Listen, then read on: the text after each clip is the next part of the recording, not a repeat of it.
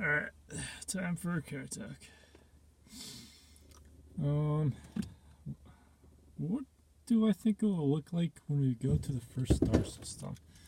When we land a human being on Proxima B? I think it'll be interesting. I think a lot of people look forward to it. I think we'll choose someone important for it. You know, maybe not even an astronaut, maybe more like a politician or something.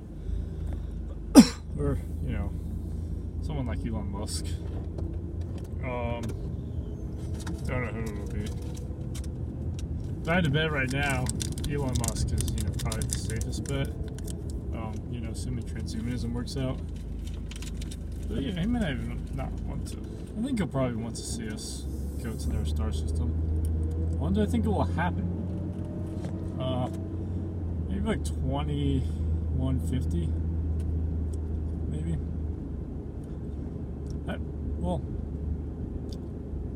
I think by the 2100s we'll definitely launch the probe towards Alpha Centauri, Proxima Centauri. And then, you know, shortly after we'll launch a lot more probes in like rapid succession. Probably like hundreds of them, you know. And then, you know, we'll see like the launch of human-rated spacecraft. Or maybe not human-rated, but capable of, like, you know, bringing the human consciousness.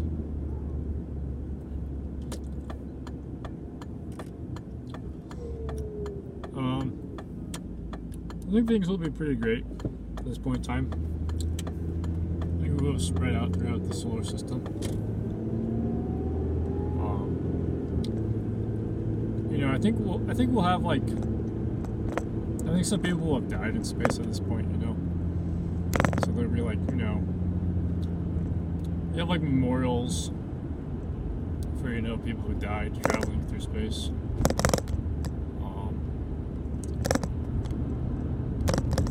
Yeah, those poor people. I might be one of them. Who knows? Hopefully not. Hopefully I get to be one of the people who goes to space. Hopefully.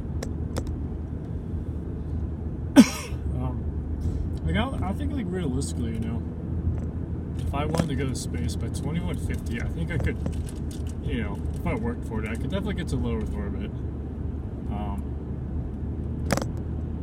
You know, maybe 2150 or 2160, I'll be able to go to Mars or something. I think, like, the target goal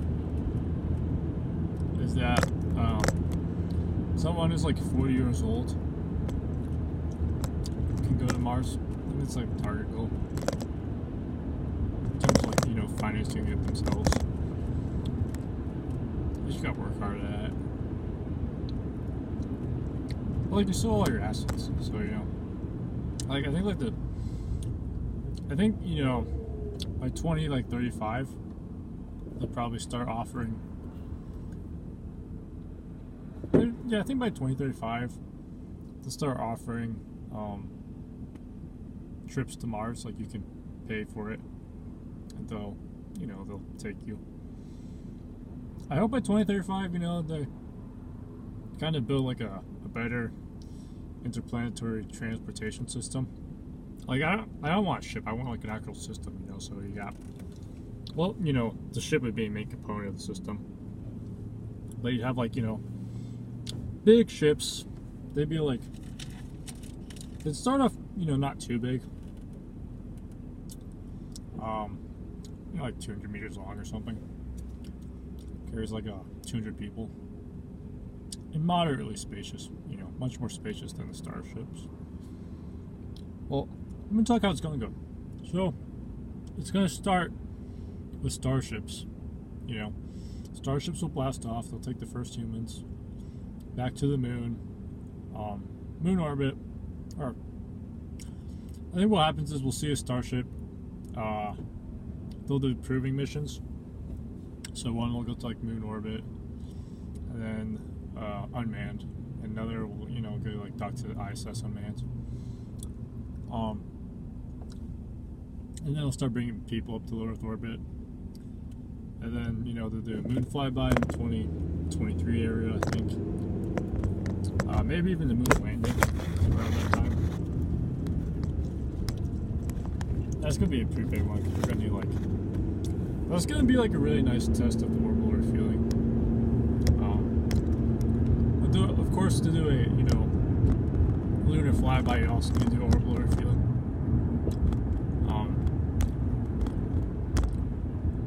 So yeah, they'll probably do like a test mission of lunar refueling, and then they'll do a high eccentricity refuel. That one's gonna take a lot of time. It might even take like upwards of like 10 ships or something.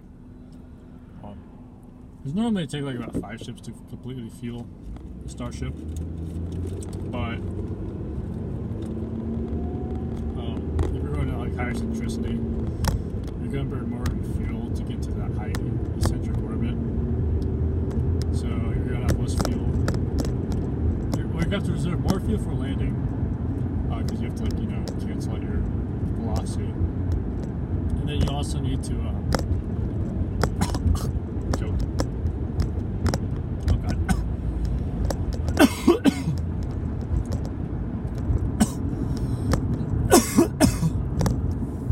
Yeah, ah, god. Oh. Oh, almost died. Yeah, you're gonna need more fuel to come back, and also more fuel to get up there. So you're gonna have less fuel that you'll be able to deliver. So you're gonna need more trips. I mean, it may not even be like, it might be upwards of 30 trips. I don't know, depending on how centric you have to go. It might be a lot. But luckily, systems are refuelable. So hopefully, I think they'll probably start off with like, you have like 6 or 7 ships that are capable of getting to orbit, 2 boosters, maybe 3 boosters, and then 4 or 5 tankers. All the ships will be like a cargo variant, or multiple. Most of the ships will actually probably be cargo variants, and they have like 2 cargo variant versions.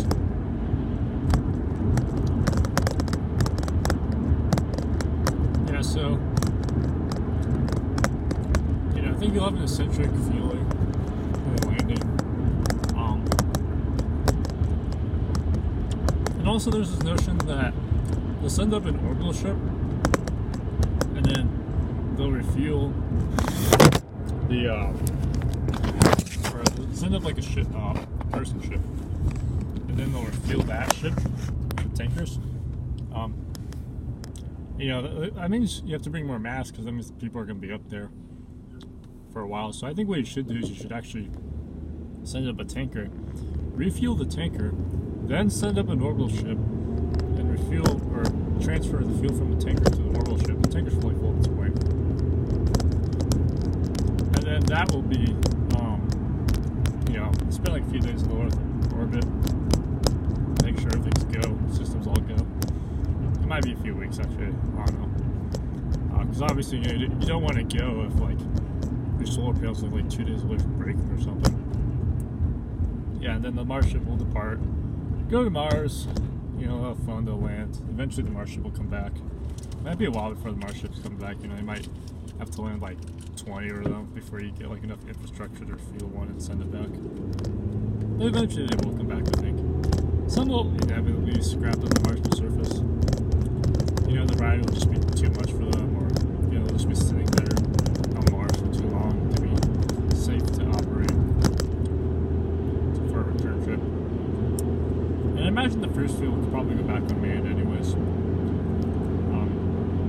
I have like 1 or 2 people on it, if they're lucky. No, the first one will definitely be unmanned. The first one to return will be unmanned. I'm sure of it. We'll get video of, watching the Mars base be built. We'll talk about it. We'll never be able to, like, FaceTime or anything. FaceTime. We'll watch the Mars base get built. And eventually, they'll probably do, like, a flyby of Venus. Get some nice pictures. It'll be like a NASA mission. The public will love it. Like, this is so great. A little bit of people are like, this is such a waste of money, but by and large, I think most people like it. And And then we come out with like newer versions of Starship. And then I think eventually they'll start saying, okay, we're gonna design a more efficient system, and then the demise system, hopefully. You know, that will help bring down the cost even more. There'll be a big R&D investment, of course, but people will start constructing stuff in low Earth orbit. Eventually, they'll construct a spaceship. The spaceship will be really good because it'll have a very long range and efficient engines. I think it'll probably have like an ion engine. And they'll be able to do something like go to Jupiter. And don't get me wrong, there'll be some starships that go to Jupiter. There just won't be a lot of them. There'll be very little crew. Like 10 or under, I think, yeah. Versus like the commercial rate Starship will probably have like 90 to 100 people in it. But the big ship will have the range, and it will be able to carry more people. It'll be a more efficient system. And you might even like tow a Starship with it. Well, you might want to bring your own later. Here's the problem, like, I think the lander has to be constructed on Earth and launched up. So the lander either has to fit in the Starship fairing, or it has to be a very Starship similar design. So it might be like a wingless Starship.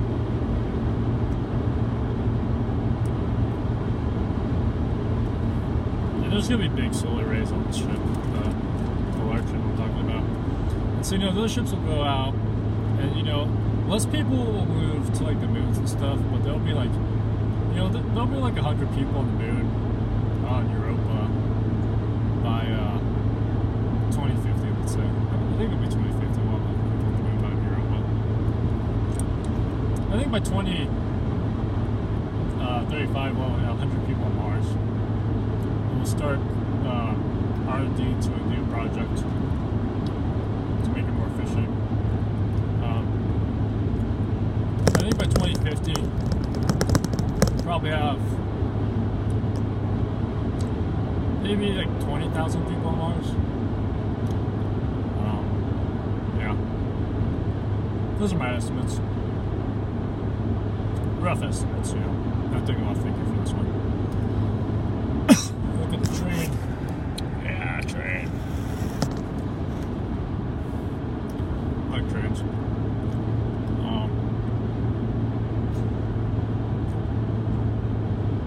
I think Mars self-sufficient base by 2050 is very cool. I think we could do it. Self-sufficient expanding. Not in terms of people though. Be self-sufficient expanding in terms of machinery, but it's still need to bring people from Earth.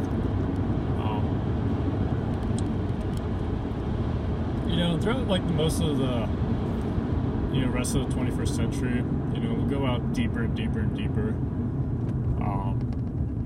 And you'll see like scientific outposts or observational outposts and some science for fun stuff on places like Uranus or the moons of Uranus and stuff. And then there's going to be a heavy focus on antimatter technology, I believe, so storing antimatter and using it in an engine and stuff. And then people are going to start building probes and launching them out really far. See how fast they can get them going, And they'll be launching them towards Proxima Centauri. In this period of time, we'll be transhumanist easily. I think by 2050, we can be near transhumanist. So, like, maybe you can't download your brain quite yet, but you can save memories occasionally. And you can control doors with your mind, play video games in your head. Anyways, hope you like Card Talk.